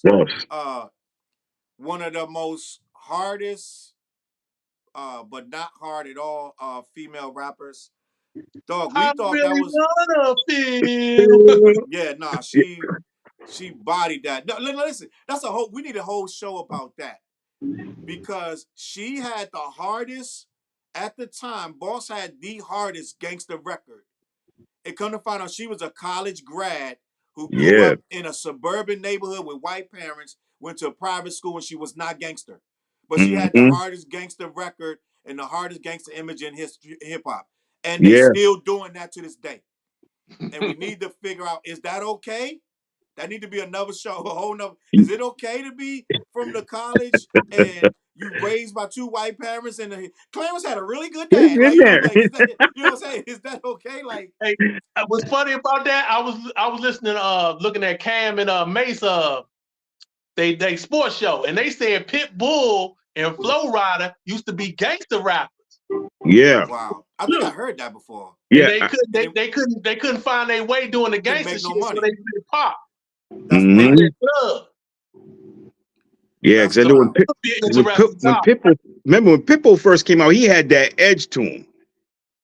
He had an edge to him. Then as you know, once he got that first taste of that commercial hit, like let's turn these down a little bit and let's get the suit on. You know, Yeah, and you know why I respect Pitbull, I'm be honest? Because you can see that he's a guy, it's like those cartel members. They gonna do what they do for money, but don't play games with them. You know what I'm saying? Yep. Like, I do what I do. I get up here, I'll sing and dance, da da da, but we're not gonna play, you're not gonna play with me at all. I'm not, this not that. And I'm not mistaken. Now Pitbull went to jail, if I'm not mistaken. I could be wrong. I think I read somewhere that he came out of prison and went and started rap. I could be wrong. But Let's Chop check it also out. said that little brother didn't go like that. I guess he's saying that it was more to it. And salute to Shaman. He said when we gonna get him on. I'm gonna get Shaman on. I wanted to get Shaman on and have some conversation with him. Cause he's our age. Mm-hmm. And then Curtis said R.I.P. the boss, the second lady of Def Jam. Who the first? Nikki D, right? Yeah, Nikki D. Nikki D had Daddy's Daddy's Daddy's little little girl. girl. She's still on Instagram. She be popping her shit. And then Curtis said Heavy D and the Boys Kid and Play, also Yeah. Sprite. And then Curtis said Pitbull used to rock with Uncle Luke. I kind of low key remember that. But I think that some of the groups stood the test of time. Yes. Like, do we count if they're still touring? Because I feel like Salt and Pepper still tours heavily. They just came out with a new song. Did they? Yeah, Wow. Eric Sermon produced it. I forgot the title of it. That's a strange group because Salt was out of the game for a while over religious reasons. Yep. Yeah. And she didn't want to do none of the songs. She's like, I don't want to rap about that no more. I gave her to God, and I don't know what got her out of that and got her back, but she's been back for about 10 years or more. But at one point, she was like, I can't rap that stuff no more. And they're not even rapping nothing crazy. Just a little sexual stuff, a little here and there. They're not, you know what I'm saying? They ain't doing no ball shit. You know what I'm saying? Like, Maybe she was talking about the I seen sexual stuff. Maybe she was talking about the sexual stuff, like, you know, push it and all that shit. Yeah. But that's one group that over religion, Drake dropped out the game. Dog, if I had to really guess why Drake dropped out the game, do y'all know why Andre 3000 really, what made him pull away? I think I got some ideas. But you always say he got bored with rap or something like that. I think, I'm going to be honest, if I can get in Drake head for a minute, I think he saw it starting to go in circles and he started to see what it was becoming. Like, it was another artist that I saw that started seeing what hip hop was becoming, and they was like, I can't rock with this. I think it was either Fresh Prince or somebody of that ilk. And they were like it's kind of like they saw where it was heading, and you couldn't really breathe in it. And I think what happened with Dre, not only did he get bored with rapping, I think he saw that you weren't allowed to be as creative as he really wanted to be. Right. Because look at this, you got people complaining about the damn Flute album. Mm-hmm. You know what I'm saying? Like, let him do what he want to do, bro. If he want to make a Flute album, let him make it. It's people like DJ Vlad. He's like, why you bring that dumbass Flute album out? Da, da, da. You know what I'm saying? So it's like some people still complaining. He ain't dropped the album in 20 years. I was just talking about that today on Instagram where I was like, people are pissed off over Beyonce making a country song, right? Right. But I'm like, but hip hop embraced every white guy that came in there without a bat in the eye. Yeah. And people tend to forget country music before was jacked. Whoa, that's right. We did it. Yeah. The band, That's literally our music. yeah, the banjo didn't originate in the South. It actually comes from Africa. Mm. See? Brought up, it was, so which means, oh, that's right, it was already here. Oh, And you know what else? The literal term cowboy is a derogatory term for black men in the yep. West. Mm-hmm. And it became something they were outlaws. They worked and they did what they had to do, but some of them was outlaws and they did everything that you see in these movies. Those were black men, but that term became they flipped it and now they wanted to be cowboys. Mm-hmm. At one point, if you was a cowboy, you was the lowest of the low or Yeah. whatever. And then it became now it's a football, it's America's team. You know what I'm saying? Yeah. And all the Yeah. movies got John Wayne, he's a cowboy. You know what I'm Clint saying? Eastwood. Oh, and spaghetti westerns. They took it and ran with it. Yeah. So I don't Andre be know. killing them features though. Oh shit. He Yeah. do. To me, I mean, you got a good point there, Charles, where, I think he got bored with it. You know, Yeah. he got bored with it. And He I got think, bored. You know how you know he got bored? Because that Love Below, he did that alone. I think mm-hmm, them studios. I think a Big Boy studio session is different from a Andre. I think Big Boy is 30 people, pit bulls running around, drinks, ice cream, like all kind of stuff going on, like whipped cream sprayed in the air, chicks button, they topless. I guarantee you, them sessions is way different. Mad weed smoke, a lot of yeah, laughing, and like it's right. If you're an artist like Dr. Dre, he got tired of that.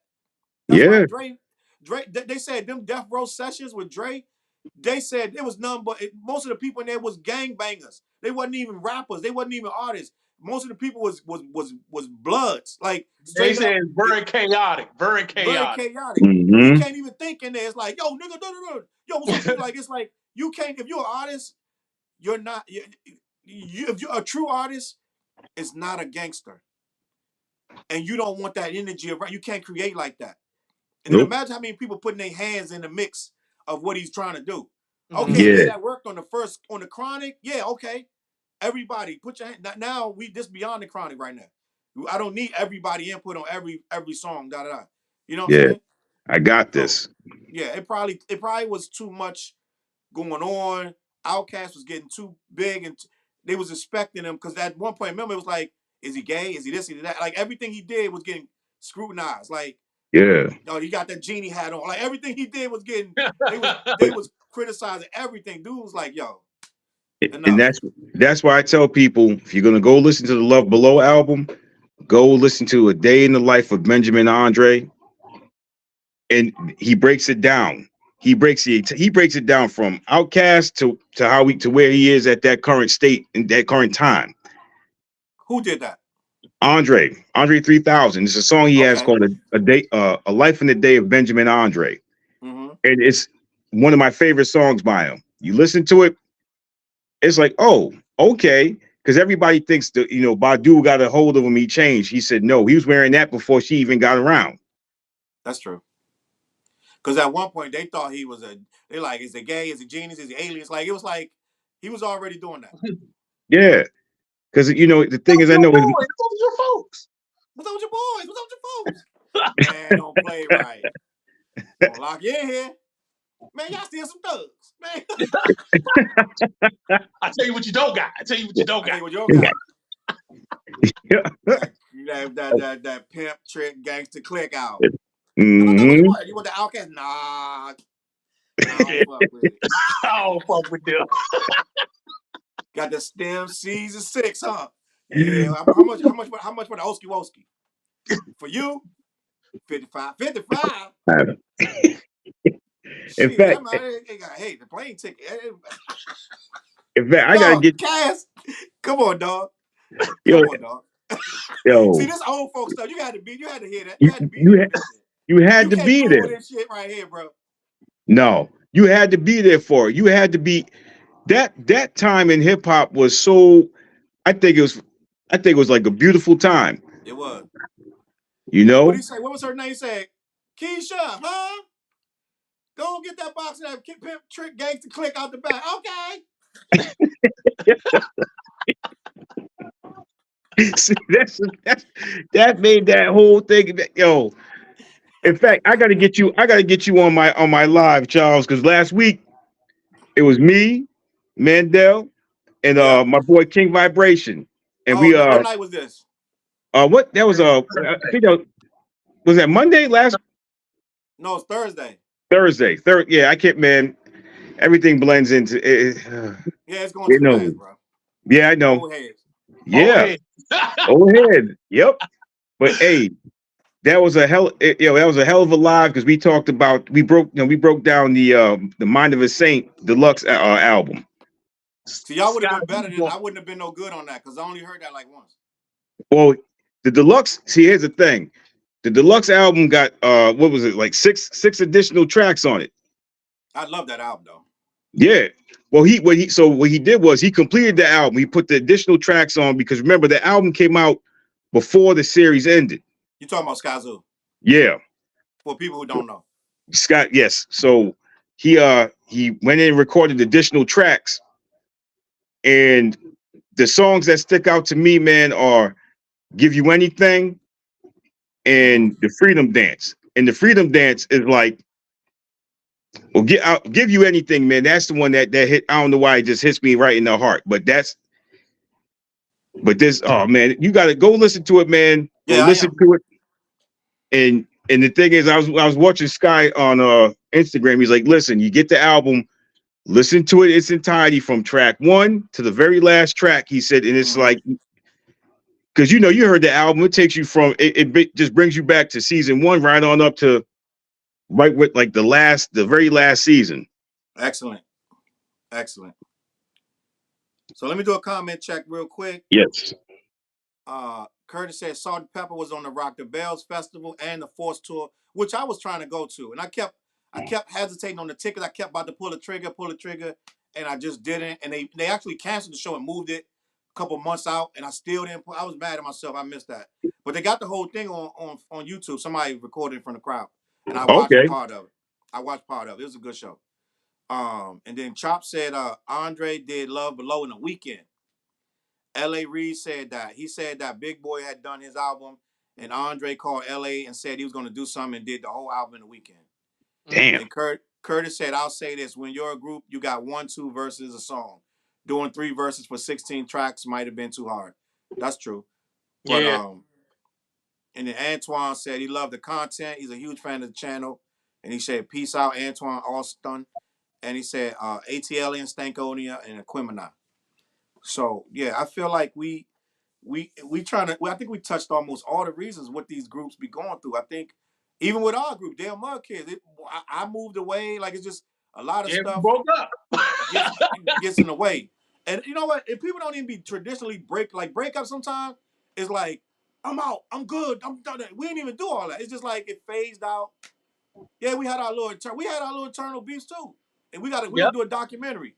I got a documentary come about that, but end of the day, some stuff just run its course, Mm-hmm. right? It's like some people you see together, like Organized Confusion. Ah, Organized Confusion just ran. I don't know what happened. Prince Poe and Barrel what was Munch. that guy name? Pharoah Monch. At one point, I couldn't see them not together. When we used to go, we went to Howard Homecoming that year that Organized first came out, and these dudes, I never seen two dudes so in sync in my life. Like I'm talking about, these dudes were the first dudes I saw with Mike. They both had a mic, and they was rapping in each other's face like they was like chickens, like and they would do this little move, and then they would go around each other like that and like rap that up, and then they would cut each other's sentences off. Yo, it was the illest thing I had ever seen any rappers do. And it's like they was choreographed it, where they would step certain ways and go around each other while they rapping, and it was like it was they had to be really close Yeah. to even want to be that close to each other. And it's like they was rapping for each other, bro. Like to each other's face. And I thought they would be. I'm like, if anybody gonna stay together, them two dudes gonna be together forever. And not too much longer. Well, it was a They few only years did like 3 albums. at best, if that. Yeah, And they Yeah. them did 3 3 albums came albums. real fast because Organized after the first one, I think the second one. What was the second one like? Do you remember what the second one was? I love that second album too. I can't think of the title of the album though. Yeah, I bought them on Organized Confusion, hip hop duo, according to Mhm. Wikipedia. And at one point, Organized was poised to be one of the best groups, and it just didn't happen. Yep, they Pearl had One did well by herself though. they had 4 albums. Oh, they had Oh, 4? Organized Confusion in 91, Stress the Extinction Yeah, Express. in That was a good album. 94. That second album. Yep. The Equinox in 97, and their last one was 2020, the demos. Oh, okay. So that's like some lost tapes type shit. Yeah. Okay. Yeah. Probably to I fulfill their remember. contract. So Equinox is 97. I remember running to the mall to get that and kind of being a little disappointed. I was disappointed. I I'm ain't really not even care gonna for lie. that. Yeah, I can't because the cover was banging like the Equinox, Organized is back, da da da. Because they hadn't had nothing. Stress came out in 94 and Equinox Mhm. came out in 97. That's 3. This back when you waited. You wasn't getting no 3 years was normal back then. Yeah. But for some stuff, some people dropped every year, but most part, these I'm dudes was listening, going 3 fellas. years for an album. Yeah. And I remember going to run to get that Equinox joint, and I just was like, I don't know, man. I don't know about this joint. Yeah, I ain't really care for it. Let me look at the track list because I'm trying to remember what the hell. On what album? Equinox? The Equinox. Equinox. Okay, songs. Let's pull them up. Damn, 21 joints on there. Yeah. I'm sure it's some skits though, but oh They yeah, I had a remember. guy. Oh, They so had this some is guy I narrating remember. the So joint. they had a They had a guy narrating the joint. I remember that. I remember that's the only thing I really liked about the album because they had this guy narrating the joint in his voice. He had like a real deep voice. And Okay. he was kind of like making it interesting. But other than that, the songs didn't really hit me. Nah, and it looked like 5 skits. So out of that 21, 5 of them is skits. So you know what I'm saying? And I remember that it came on because this is when dudes was mad lyrical, and it came on with "They Don't Want It," and I ain't like that song. The bitch ass niggas, they don't want it. They don't want it. I was like, what the hell is this? I was like, when Organized start talking about bitch ass niggas, I was like, what is happening? Because they was lyrical, bro. I was like, what's going on? They was like trying to be hard or something. I ain't like that. And then Questions, Diamond D produced Questions. Mm. But I think In Vitro was the only song I liked on In it. Vitro was a good track. Yeah, that was a deep ass song too. I think Hate was all right. They produced that one. I think it's the one where they got the song. Now, this is what people don't remember. Organized had already did a song about a bullet. Yeah, they did it before Nas. They Straight, did it straight before bullet. Nas. I Straight bullet. remember that song. Yeah, straight bullet. They killed that joint. And people don't remember that. Now, Nas did it in backwards. He did it both ways. I think he did one about the bullet. And I think he did it in Rewind where it was back, where everything went backwards. I Gave You Power was the one he did before the one he did on the second album. It was Red. Yeah. Matter of fact, like 97 was a year where a lot of stuff started separating. Like stuff that was, it was like started really, like the cream was rising and the stuff that was so, that's where it started splitting up. Because Wu came and a lot of stuff that was supposed to be this and that got shut down. Like, let's be honest, J. Rue went down. J. Rue blew, he came up real fast and da-da-da. But then after that, and then and we love J. Rue, but it was it was 3 joints.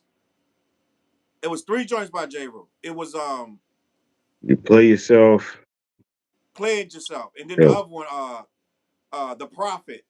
Yep.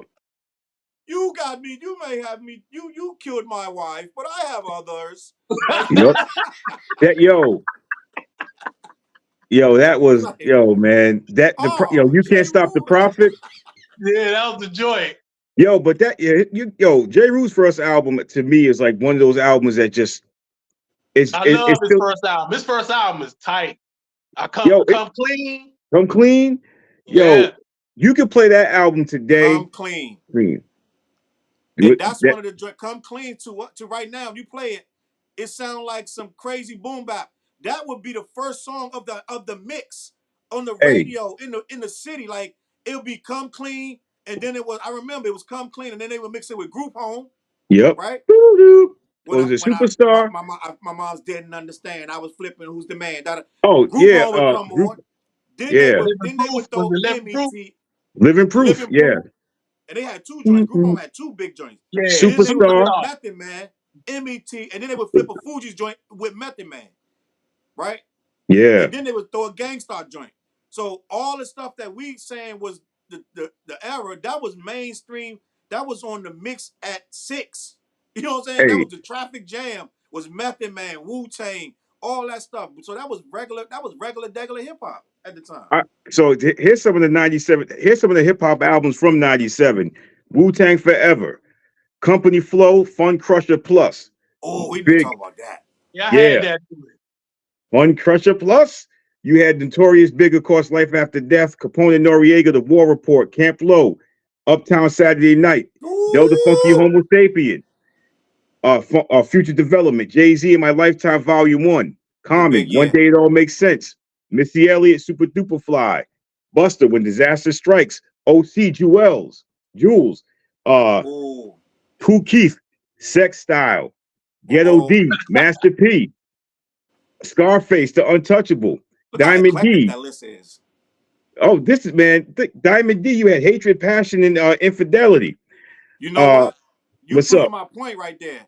Because a lot of that stuff was classic stuff, but a lot of them people started to fall right there because hip Yep, hop started to go bigger. You yeah, said Diamond D, OC, and yep, you said Company Flow. That was the yep, year where hip hop was decisive. Like we gonna throw it all in here, but some of this shit ain't gonna make it out of this year. yeah. Yo, I mean, the Firm album, Yep, that flopped. Bone that Thugs and list all Harmony. over the place. You Yeah, said Master P and the Firm. That yeah. thing all over the Oh, place. I got one. I got another one for you. I got three in a row. I got three of them for you. I give actually four. Sound Bombing, Volume Right? One. Okay. Jungle Brothers, Raw Deluxe, The Artifacts, That's Them, Slum See, Village, Fantastic Volume 1. Hey, oh, classic. here's another one for you. LL Cool J Phenomenon. Oh, okay. Another That's all in comeback. '97. LL making another comeback. Yep, That's all in yep. '97. Yeah, this is all in 97. Phenomenon. Yeah, yep. Uh Damn. Mace, Harlem World. Wow, I thought Mason stopped rapping by then. Oh, wait a minute. Rakim, the 18th letter. Wow. But that was his first solo joint, right? I think, was it? Yeah, I I'm gonna think that say was his some first solo blasphemy. joint. I was Without I Eric was B. Without disappointed Eric by the B. 18th letter. I'm gonna say blasphemy. I know all the righteous big head brothers gonna be like, "How dare you?" But I was disappointed by the 18th letter. It was okay. It was solid. It was solid. It wasn't great. Oh, we forgot. KRS-One, I got next. Oh, that was That's my his Uh, joint. best album. One of his best yep. albums. The Alcoholics, Liquidation, The Crew, The Dirty 30. That was a wild year. God damn. Yeah, I heard almost everything you naming too. yeah. Man, we must have been spending mad money in that damn record store. Killer Army, Silent Weapons for Quiet Wars. Killer Army. Yeah, I might have got a bootleg of that, or like somebody might have burnt that for me. My cousin I know yo, I ain't TG pay used for to no buy killer. all that shit. oh I know I ain't pay for no Killer Army. Yeah, no, my cousin my TG had brother that Dre joint. would. My brother Dre would. The Beat Nuts, Stone Crazy. Oh, that's my Tony bought joint. that. Tony bought that. I listened to Tony's copy of that. I bought that I joint don't think I too. ever That was bought my that. joint. Atmosphere, Overcast. There's so, I mean, it was so wide ranging, you know? That's a beautiful thing. We don't have that no more. That was No, the '90s though. It was the '90s had so many different styles and angles and yep. different directions. In fact, I'll even go back 96. Like I would listen to Compton's Most Wanted, then listen to the Alcoholics. You see Yep. what I'm I saying? bet They you were so sorry different. MC's never seen this. A sucker punk hung up by his penis. Now, 96 now. This is a year. This the first row alone. Jay-Z's Reasonable Doubt. Nas, It Was Written. De La, Stakes is High. The Roots, Philadelphia Half-Life. Tupac, The Don Illuminati. Dr. Octagon, Cool Keith. Exhibit at the Speed of Life. Cool Keith always kept something out there. I Always. put Yeah. that Octagon joint on vinyl. Who the hell Yeah, kept giving Cool Keith these these deals? man. They look, yo, they that boy's out. He's out there, but yo, Yeah, they loved him. They loved him. shit. Mad Skills from where? Wow. From Mac That where? album, Mall. that album was terrible. Untouchable. I ain't like that album. Nah, Yikes! nah. Yo, running on mad skills. Man, that joint was terrible, Joe. You can't tell Yo, him that, boy. nah. Oh, Shaddai X Wild Cowboys. Chino XL. Here to save you all. Chino I used to like XL. that Tino XL joint. Yeah. You know what? I'm gonna tell you. I used to like Chino XL, but I said he borderline. And you're supposed to be arrogant. You're supposed to be cocky. Da da da. But I was like, this dude's a little bit think he literally better than every single body. You know what I'm saying? I'm like, yo, I understand you're supposed to say that and you're supposed to feel that way, but I think he Right. really believes it. He was doing that shock value shit before Eminem. Yeah. He was saying some wild shit. He was saying like Tupac got fucked in jail. He was like saying some wild shit. It was strictly for he shock was just value. going hard. Yeah, he was going hard. He's right. Shit. In fact, you mentioned Tupac in '96. All Eyes on Me. Mobb Deep. Hell on Earth. The Fugees, of course, we know the score. Outkast, AT Oh, Aliens. this was 97? 96. I jumped back to 96. That's a wow. Yo, listen, that's a crazy year. Think about even Redman with Muddy Waters. Wrath of the Math of J. Rue. How do we get anything done with all this music? Like, Right. how Yo, do we do Razkaz. anything? Yo, shit. We got Razkaz, Soul on Ice, MOP, Firing Squad, Buster the Coming album, Eminem, Infinite. Oh, that was Real the It first just Life. one. I dawned never on me heard that joint. hey Mike, it Yeah. just dawned on me what happened. That is a influx. That's every label throwing everything, Yep. anything to see what sticks, and you got the indies. So it was Masterpiece Indie. You know what I'm saying? So it's Throw it at the wall. they throwing every right there. That probably the best time to get a record deal, to be honest. Yeah. It was so much money. CDs was $20.99. Yeah. So they're like, dog, we spending a 55 cent God. on a CD, and they gonna buy it for $20.99. I remember when CD prices became so ridiculous, dog. I remember they was $20.99, and the damn single itself was $9.99. It was crazy. Yeah. Because remember back then, a lot of these artists were getting what 50 cents, 50 cents per album sold, If that. if that. I think Michael Jackson and Janet had. I know something. Michael had something crazy like $2.25 off of every CD and album sold. After he negotiated it.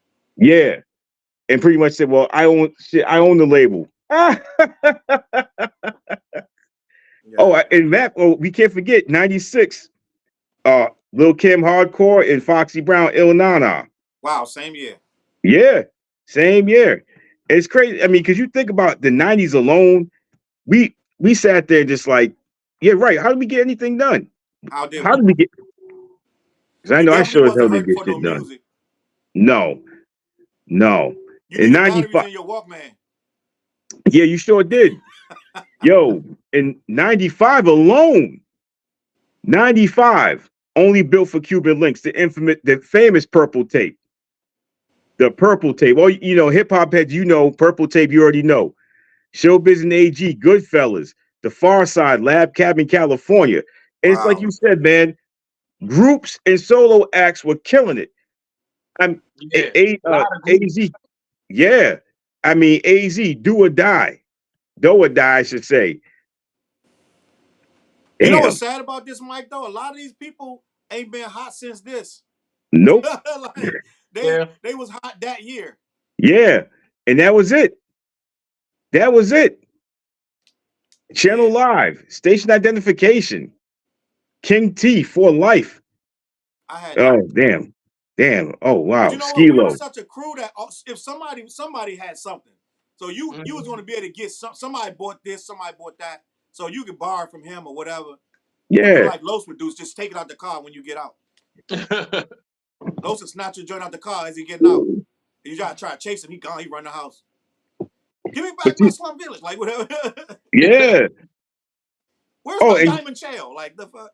And you AC alone, his album was called All Balls Don't Bounce. I told you. Yep. What I say earlier, I said something about balls. Balls. Yep. Balls and balls. I said it's something about balls, something bouncing balls. That's what it was. All balls don't bounce. Yeah, and I think there's one. Let's see, going down this list. Oh, the dog food album came out. Jealous One's Envy. Damn, Uh, Fat Joe. Wait, yeah, Jealous 90, One Emmys. That's the second one or first one? the second one. That's the second Cause one. all right, because I was Yeah, gonna say Fat Joe couldn't have been that mediocre at that time. 95, 96, if that's when he first came out, he was really mediocre when he first dropped. So he yeah. couldn't have been his first joint.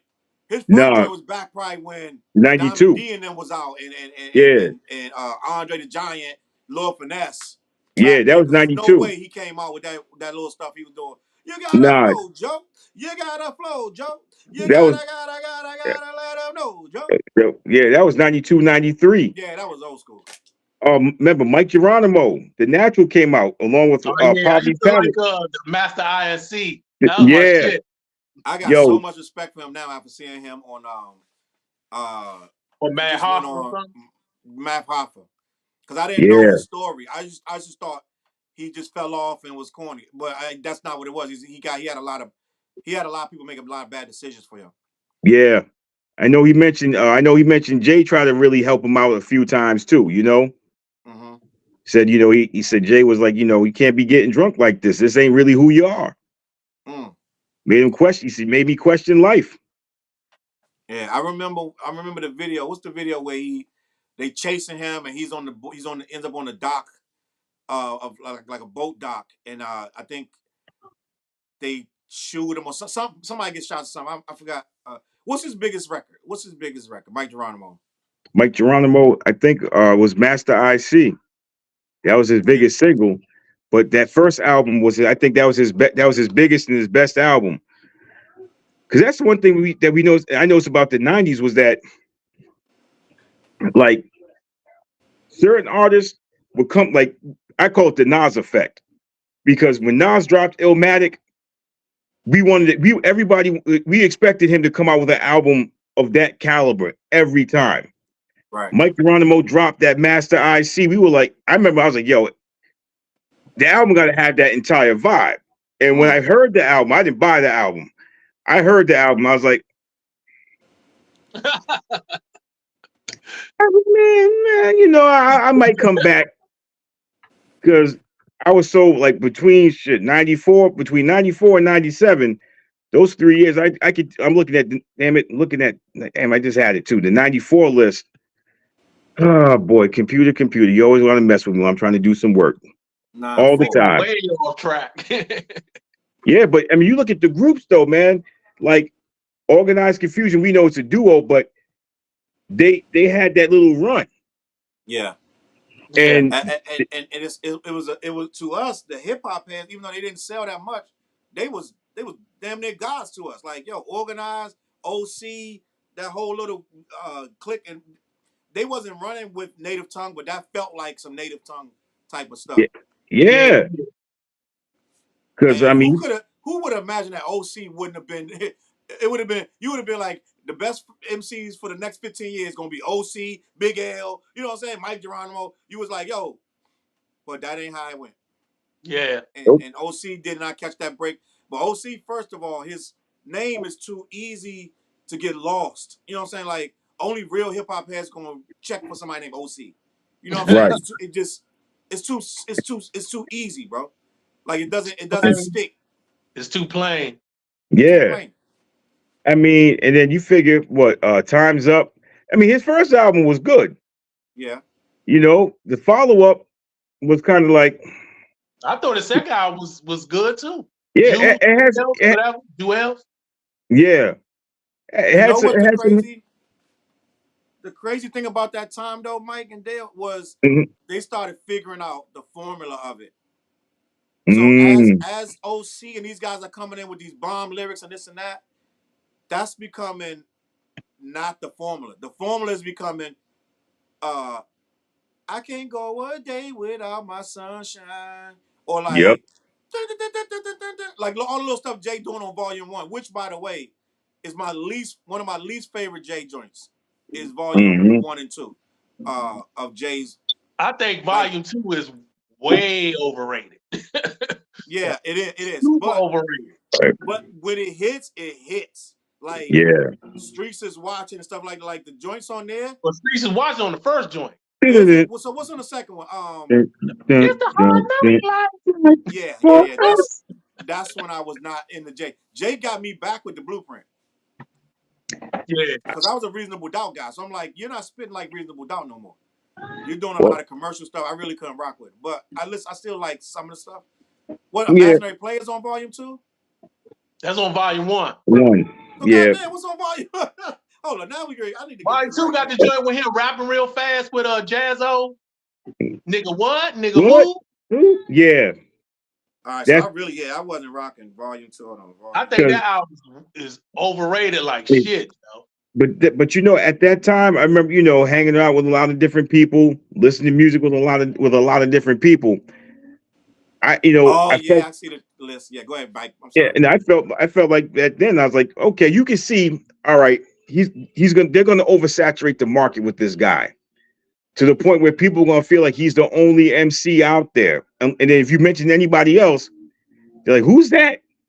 He's I don't know, I never heard of that dude before. And I'm like, okay, you listen to Channel Zero. You don't even watch Channel Zero. You just listen to it. So yeah, this joint was kind of like lackluster. Handed Down, the intro, Hard Knock Life, which you knew going out the gate, which is his biggest record of his career. But you knew coming out the gate, like, okay, this joint might be funny style. And then, but I like how it was okay. I like one of the few songs on there I like. Ride or Die, but I got tired of it quick. See, I had to off this list. I had to revisit an album, and I got it on my Amazon. It's in my playlist. Dred Scott, Breaking Combs. Oh yeah, I remember that joint. I used to rock with that joint. Yeah, that's a sound. That's a specific sound. Like that's a deep cut. That's work past whatever that 6 months era was. Like I rocked with Dred Scott for like that 6 months. I was like, this shit fire. And to a group that you mentioned the last time we were all together, the Coup, Genocide and Juice. Yeah. I had bought their first 2 albums, like first 2 or 3 albums. Yeah. Because I was heavily socially conscious. I was on that heavy. Because I went back listening to KRS-One literally last night. I listened to this dude was saying some of the most intelligent. Go back and listen to You Must Learn. I think we forget how powerful and deep what this dude was really saying. Why is that? Why is that? It's deep when he talking about breaking down the Bible. Yeah. Why is that? All that, especially that ghetto blueprint era, all that.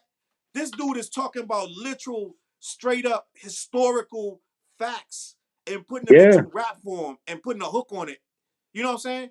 He's talking about why they did this and that and third, and why black people are where they are. Like this dude. So I was on that. So like Dred Scott and the Cool, Paris, all that stuff. I was hard on that. But then things change and rap change, and then you got Group Home talking about what they talking about. You got Gangstar. You know what I'm saying? It just changed. You think about it too. 94. This is it, according to Google. The sun rises in the east. That's J. Rue. We had Method Man has a whole album to Cal. We're talking about weed. Oh, Blowout Combs, Diggable Planets. That's 94. Gravedigger, 6 Feet Deep. That whole album. You listen to what they were talking about. So I ran to the mall and bought horrorcore, whatever they called it. Yeah. I ran to the mall and bought that Gravediggers, dog. I ran to the mall, got that Gravediggers. See, my brother. Right. It was all right. I wasn't mad. I played it. But my brother, he lived next door to me at the time. That's a big woo head. Anything that's got RZA, Jizza, anything on it. I remember he was like literally waiting in my bedroom. I'm like, how the fuck you get in here? You live next door. I was like, wait a minute. He's up there playing with all my shit. I'm like, well, what's this? He said, yo, man, you got to hear this, Mike. And we listened to it. I was like, okay. That's a crazy group. You got RZA, Prince Paul, with Fuqua, Sonic. Yep. Too Poetic. That's a crazy group. I'm gonna be honest. I think Gravediggers was the beginning of the end for Wu as we know it. Yeah. Because it's like it wasn't the Wu sound, it wasn't the Wu style, and it's like RZA's over here doing some other stuff. But me and Tony was doing hardcore. We was called Twisted Mystics. We was doing that shit right around the same time before that shit even dropped. We was already doing stuff like that. Oh, So okay. we was called Twisted Mystics, and some of our songs was like, I remember the song we wrote where the dude I had about a dude came and caught his girl having doing something with a man and killed himself right there in front of them. Like we was doing stuff similar to that. We was trying to be as weird as we could be, but still keep it hip hop, blah blah blah. But and I think that's Damn. why I liked it. But I feel like with Grave Diggers, you start feeling like, no, this feel like they not a cohesive unit. They feel like they No. doing just anything right now. Mm-hmm. Damn, man. This is the whole group thing, man. It's amazing to sit here and think about it too, man. Like as I'm scrolling through these lists, looking at some of the artists and the groups. Brand Nubian and God We Trust. Wow. I like that first one better than the second one. But Mm. I did like the When second Boo because I Bad had left. that The second second one. one, that's when Boo Bad left. Yeah. That's when they was doing it just them two. Yeah. Don't let it go to your head. No. That's when they came back together. That's when Boo came back. Okay, yep. Oh, Antoine said he loved the Grave Diggers and Flatliners at the same time. Oh, I forgot about Flatliners.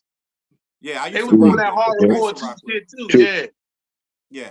I used to rock with it. And who else was around? That's what you know what though? The youngsters Jamal started to get a little horrorcore a little bit. I don't know if y'all remember, he started to get a little edge with the baseball bat and this and that. He Yeah. started getting a little edge, like, you know what I'm saying? Yeah. A little bit like that, a little bit. But yeah, Damn. man.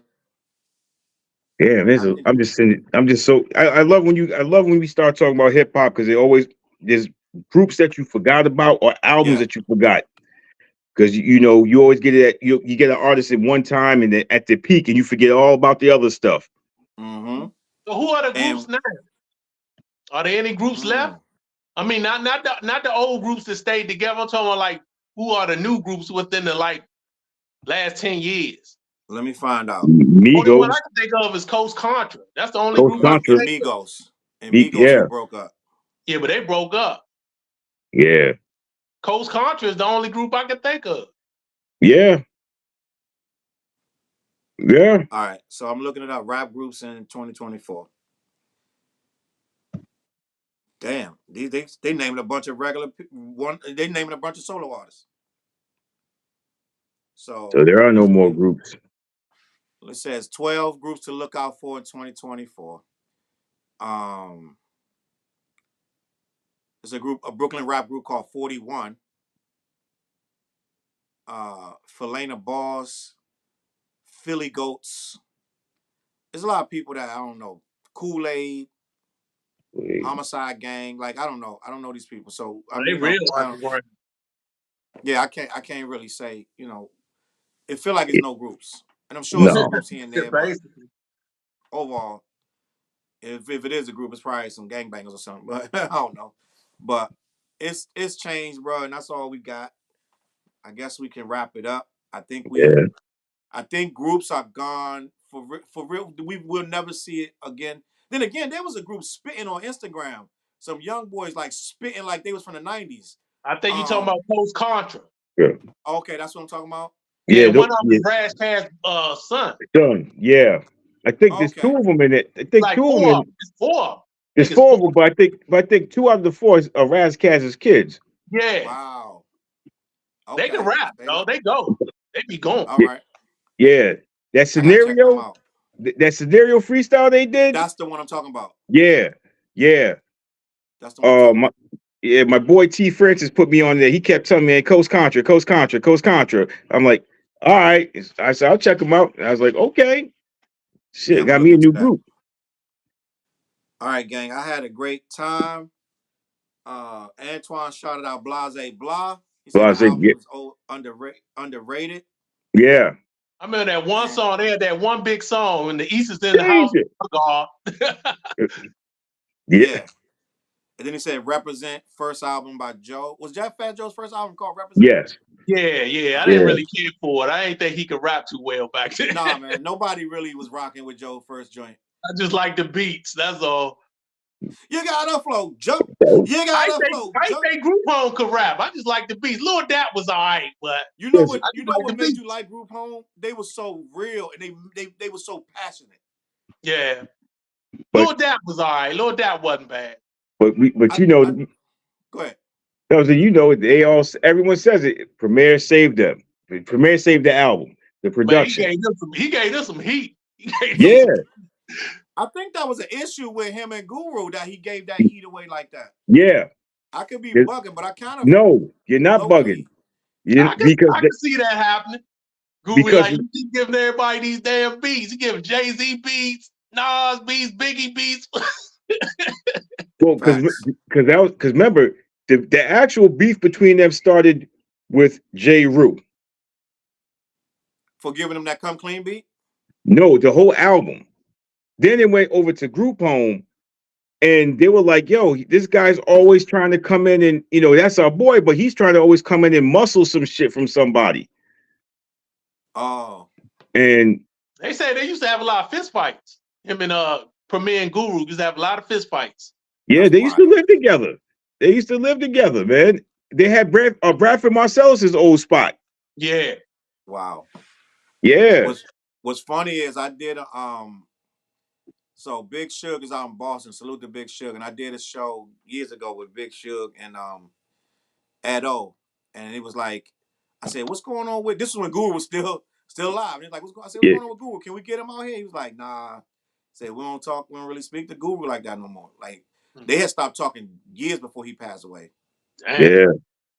Because I remember when I saw him in concert here back in '94, he was doing Jazzmatazz. Guru was doing the Jazzmatazz album. And we were like, damn, like, so I guess there's no Premier anymore. Because remember, we thought when Guru went solo and did Jazzmatazz, like, there's no more, guess there's no more Gangstar. Yeah.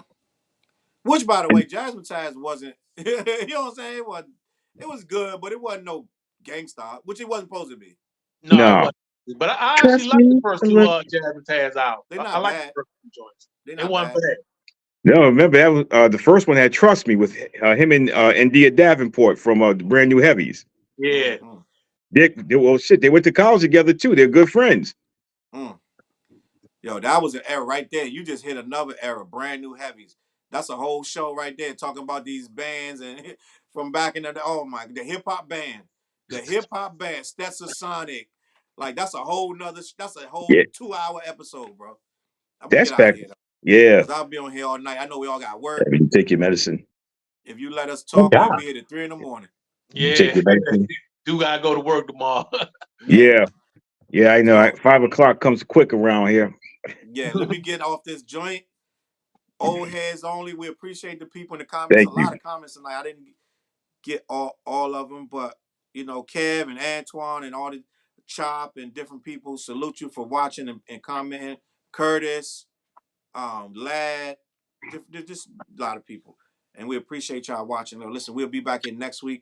We come up with these topics the week of. We don't know what the topic gonna be next week, but we try to make it interesting and hopefully y'all was entertained. We talk about a lot of old stuff that you had to be there. And if you're trying to Google this shit, good luck, because it's so much. Like, I can't even remember all the shit we just talked about, to be honest with you. But, hey, Keisha, get that pimp box of that pimp trick gangster click out the back. Okay. Flag on the play. I'm throwing in the towel on you, the white napkin. All right, gang, I'm out, All man. right. I appreciate y'all. I'll see y'all next week. Next week. Peace.